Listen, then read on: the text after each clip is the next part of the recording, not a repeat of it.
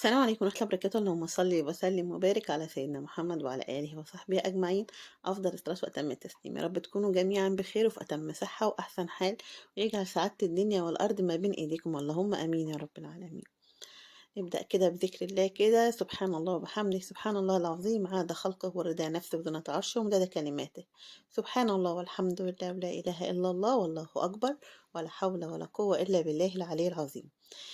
في أول فيديو كده، لو لسه ما اشتركتيش في القناة انزلي حالا دلوقتي كده اشتركي في القناة عشان يوصلك مني كل جديد. تحطي اللايك لأختك كده بإذن الله، علشان القناة تكبر كده بيكو بإذن الله. النهاردة كده هنعمل كفتة. آه يعني جوزي راح جاب لي اللحمة النهاردة، فقلت له طب افرم لي كده لحمة، بحتاج لحمة مفرومة. مثلا الولاد ساعات بيحتاجوا جلاش أو رقاق أو مكرونة بشاميل أو كده، بتبقى بتسهل عليا الموضوع شوية بدل ما لسه هفرم عندي وأطلع من التلاجة أفك وكده. فأبقى عارفة أنا هعمل ايه. على ما راجع يعني كان الوقت اتأخر خالص، دخلنا يعني جاي الساعة 5 أو بعد 5. قلت لهم خلاص، هو النهارده يعني كويس ان قلت لكم افرم لحمة معاك، هنعمل حاجة بالمفروم يعني، مش هطبخ بقى. فقلت ايه الاول، قال لي طب نعمل عيش بلحمه او حواوشي. رجعنا ايه، طب كفته، طب ايه الاسهل، طب ايه اللي مش هياخد وقت. قلت له خلاص، هي كده كده اللحمه بتاعت يعني انا بعمل التتبيله واحده بتاعت الكفته او الحواوشي او العيش بلحمه. وخلاص هنعمل ايه، بدل ما توديه الفرن هنعمل كفته في البيت وخلاص. زي ما انتوا شايفين كده، انا معايا حوالي كيلو وربع لحمه مفرومه، فاخدت عليهم اقل من نص كيلو بصل. هفرم البصل النهارده كده فرم ناعم شويه، علشان عايزه اعصر منه الميه بتاعته وناخد التفل بتاعه بس. مهم. فرمته كده فرم ناعم بالمبشره بتاعت الكبه، يعني انا ما حطيتهوش في الكبه نفسها.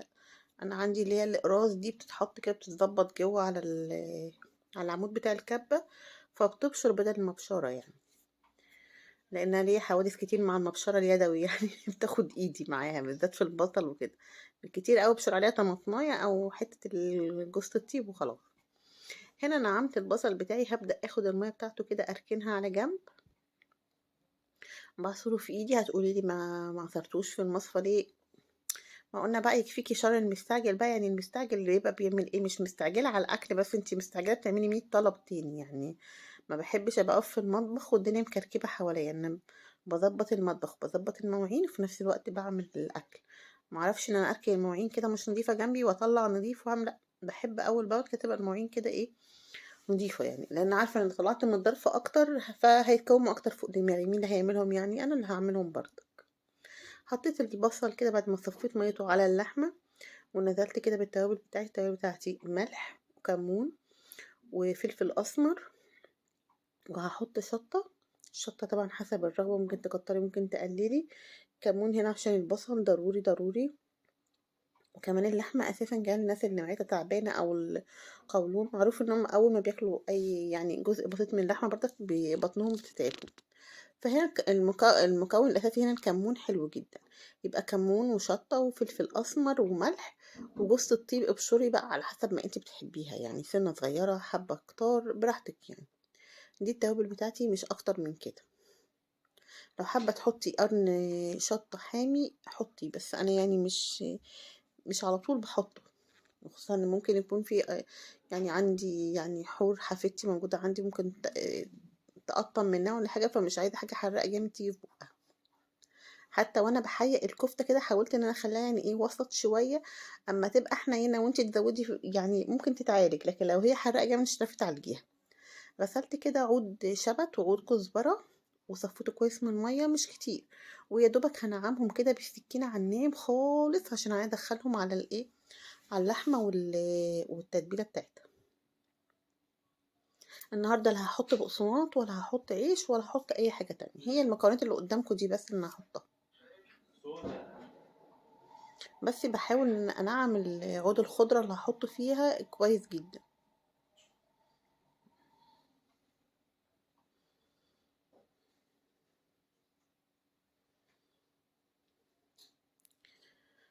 اللهم ارفع غضبك ومقتك عنا يا ارحم الراحمين، يا الله لا اله الا انت سبحانك اني كنت من الظالمين.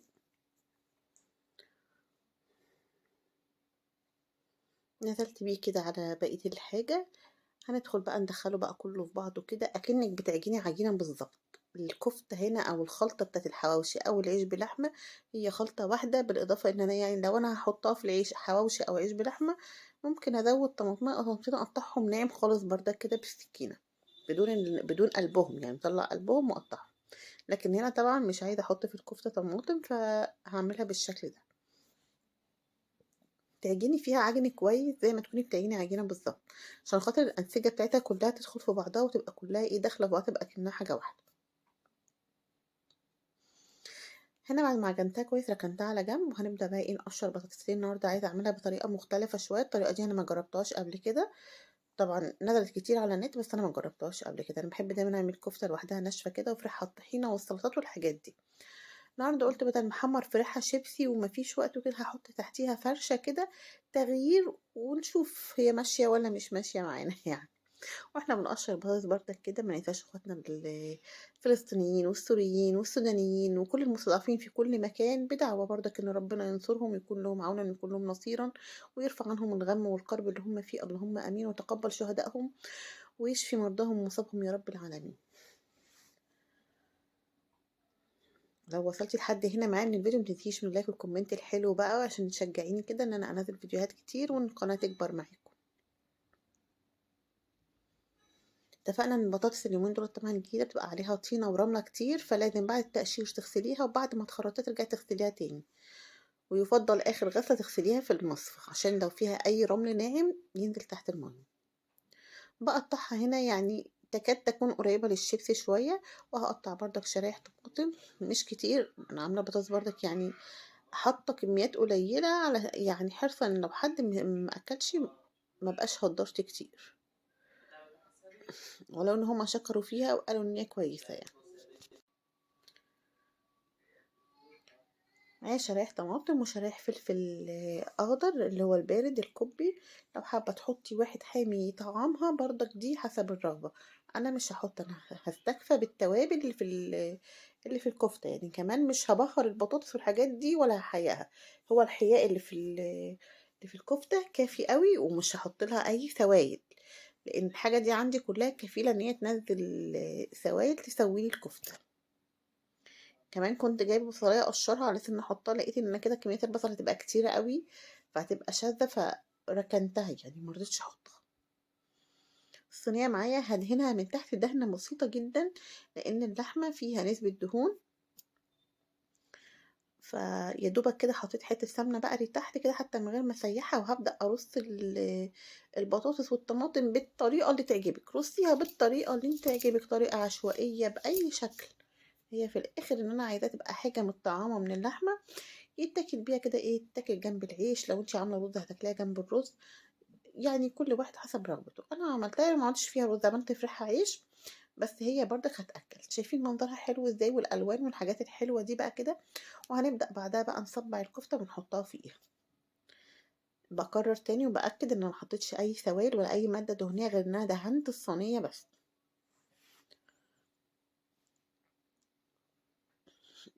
تقريبا انا ما صورتش شويه على النار، كنت عايزه اوريكم كميه السوائل اللي نزلت، ان هي كافيه جدا انها تسوي البطاطس وتسوي الكفته. يعني انا بقيت قلقانه منها انها ما تنشفش، طبعا مش هينفع اصفي اللي فيها لان اللي فيها دوت كان فايده اللحمه، يعني السوائل اللي نزلت فيها فايده اللحمه والخضار اللي فيها، حرام ان انا اصفيها بعد ما نزلت يعني، فاهميني.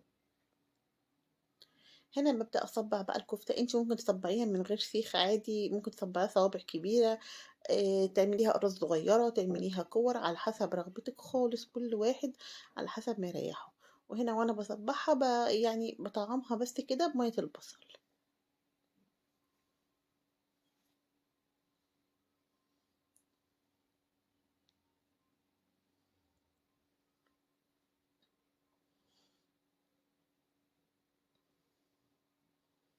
النهارده يعني احنا الظاهر ضربنا عصفورين بحجر يعني احنا او ثلاثة يعني في مننا، يعني انا بالنسبة لي ما كنتش فطرت.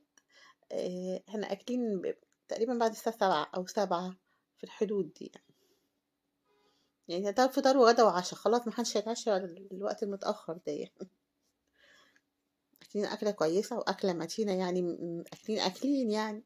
فالواحد قايم من على الطاولة اللي هو خلاص يعني مش هياكل حاجة تانية النهاردة بقى، لا ده كان بقى يعني برتقان، فندي، حاجة يعني حلوة كده وخلاص. شايفين طبعا منظر الكفتة ومنظر الأنسجة بتاعتها مترابطة في بعضيها وشكلها حلو جدا.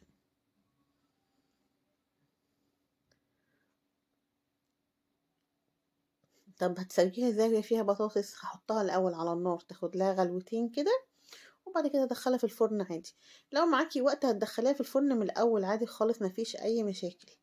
فأنا طبعا عشان كنت مستعجلة كنت حابة انها يعني تشرب السوائل اللي فيها بسرعة، فسبتها تغلي حبة حلوين على النار من فوق لحد ما حسيت ان السوائل اللي فيها قربت تقل، رحت مدخلاها الفرن.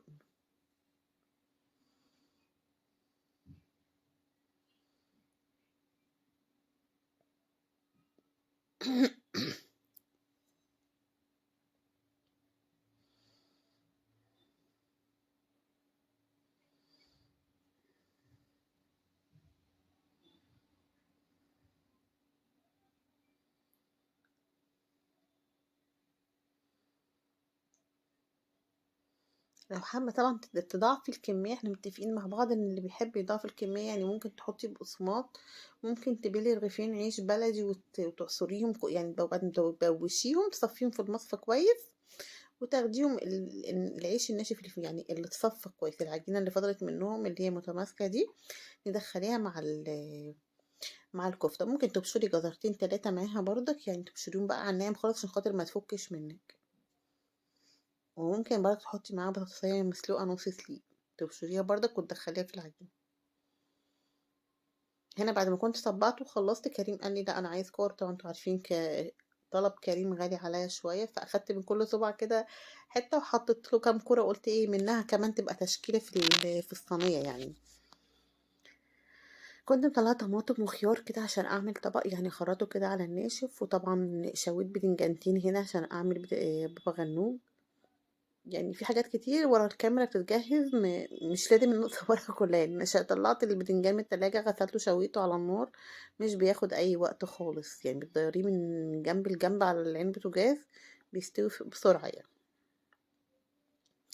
طلعت طماطمية تانية هنا كده، الطماطمية دي هبشرها عشان هاخد منها للبتنجان وهاخد منها للطحينة. لقيتها حتى كبيرة فمش هكملها كلها عشان خاطر ما تحمرليش البتنجان زيادة عن اللازم، والطحينة يعني الطحينة المفروض ان بتبقى طحينة بيضة، فمش حابة انها تاخد لون الاحمر جامد يعني. اخدت نص طماطمية بس، بشرت عليها كده ايه سن جوز الطيب.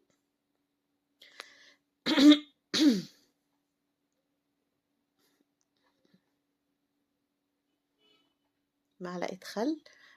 إيه، والبتنجان طبعا انا عصر عليه ليمون. اتفقنا ان البتنجان اول ما بشويه واقشره بروح عصر عليه ليمون عشان يفضل على لونه الابيض دوت، ما يسودش ولا يتأكسد ولا اي حاجه.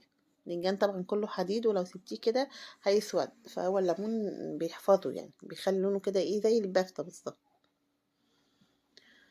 عملت التتبيله بتاعتي بقى توم وشطه وكمون وملح اللهم صل على النبي، ويعني اي حاجه حراقه انت حرقه كمان. اخدت منها جزء البتنجان وجزء بردك هنا ايه للطحينه. والحقيقة طبعا بعد ما بقلب بدوق، لو محتاج تاني بزود طحينة بقى ايه. هنحط من هنا وهنا في الطبقين.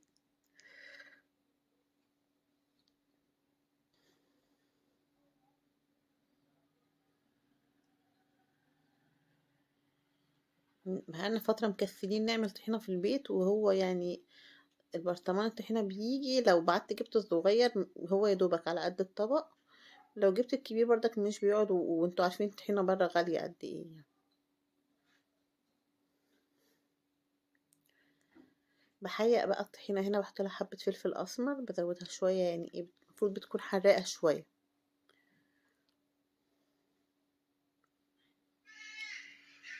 طبعا كل ما تحسي ان هي تقيلة بتزوديها ايه، عايزة تزوديها طماطم هتزودي، عايزة تزوديها حبة مية عادي خالص، ممكن تزوديها بزبدية وكده بتخليها برضو حلو.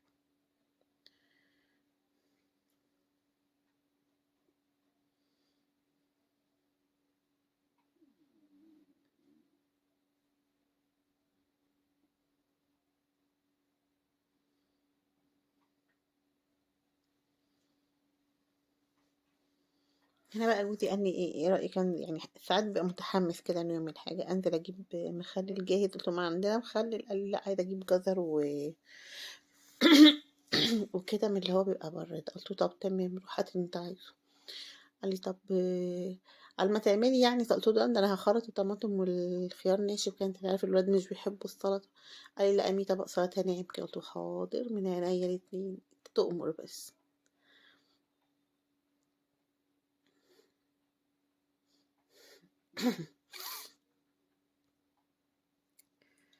عارفين انتوا الرجالة دي بتحب تمشي بمزاجها، يعني هما كده يعني. هو جه برضك قبل الغدا اما جاب لي اللحمة وكده، قال لي ده انا هروح لحد ايه، هطلع للشارع بره. قلت له طب اطلع الشارع تبقى قريب من فتح الله، ما تخش كده تجيب لنا دقيق وسكر وشوية طلبات من هناك وكده. مش من العادي ان هو يقول لي حاضر يعني. سبحان الله، ربنا هداه كده وقال لي حاضر، مع انه غالبا دايما بيبقى في الشارع من بره عادي مفيش مشكلة. ما يقولي لا ما تبقي تروحي انتي، على طول يقول لي ما تبقي تروحي انتي. فلقيته جايب لي ما شاء الله، جاب لي الدقيق اللي انا عايزاه وجاب لي سكر وكده. شايفين الكفتة بتاعتنا بقى، طبعا بعد ما قلت لكم ان هي بتاخد غلوتين على النار، دخلتها الفرن بقى تحت وفوق على الشواية، اخدت اللون الحلو اللي انتوا شايفينه ده. طالعة بقى كانت ريحتها ما شاء الله يعني. هنا بقى كنت ولعت فحماية عشان عايزاها تاخد ريحة الفحم، والشوي بقى كده يخليها ايه، طبعا تفتح النفس اكتر. تكة الفحم كلنا في حافظينها خلاص يعني، هي هتاخدي تحطي عليها نقطة زيت وتروحي مغطية عليها تتبخر بريحة الفحم وخلاص. ودخلتها الفرن شوية على بال ما كان يجي مطرح ما نزل يجيب حاجة، وأكمل بقية الطلبات بتاعتي في الأكل يعني.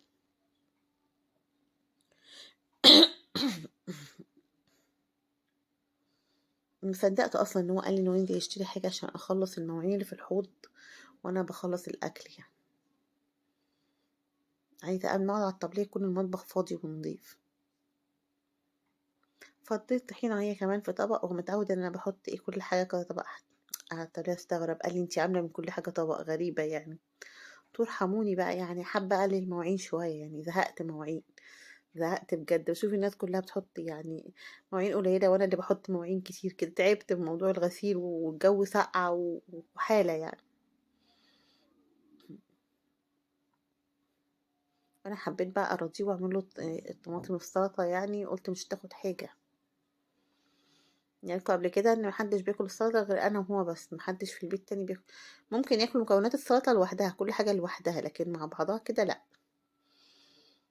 عشان كده بحب دايما مع الاكل الناشف اقطعها يعني، اقطع الخيار لوحده والطماطم لوحدها بس. حبيت اراضي الكل بقى.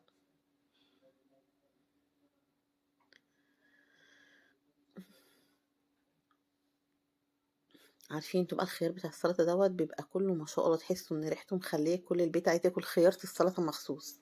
الخيار في التلاجة اقسم بالله ممكن يبوظ ويترمي، بس لما اجي اعمل سلطه تلاقوا كله واقف حواليا عايز الخيار اللي هحطها في السلطه.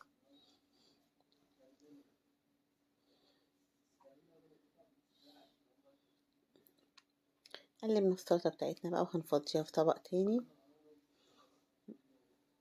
شايفين انا بحب اظبطهم والله يعني، ما انا كان ممكن عادي اعمل سلطه في الطبق ده واحطه زي ما هو، بس انا بحب يعني البرستيج بتاعهم يبقى عالي شويه في الاكل. يعني بحب شكل الاكل يفتح النفس.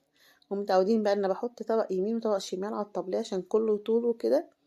بجد كنت ارهقت وجات لي قفله كده. هنا طبعا انا بحب دايما احط تحت المشويات حاجه خضراء. حطيت كان عندي بقدونس وكزبره، قطعتها زي ما انتم شايفين كده وحطها في الطبق من تحت عشان ارص عليها الكفته.